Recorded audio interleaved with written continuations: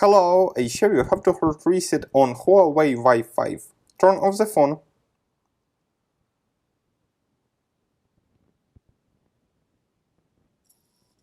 Next, press and hold the power button and volume up key for a few seconds.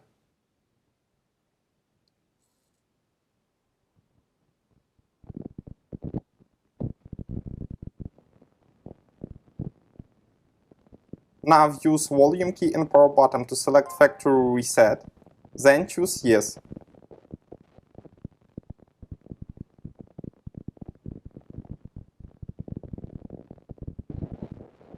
Finally click the power button. Your device will now restart.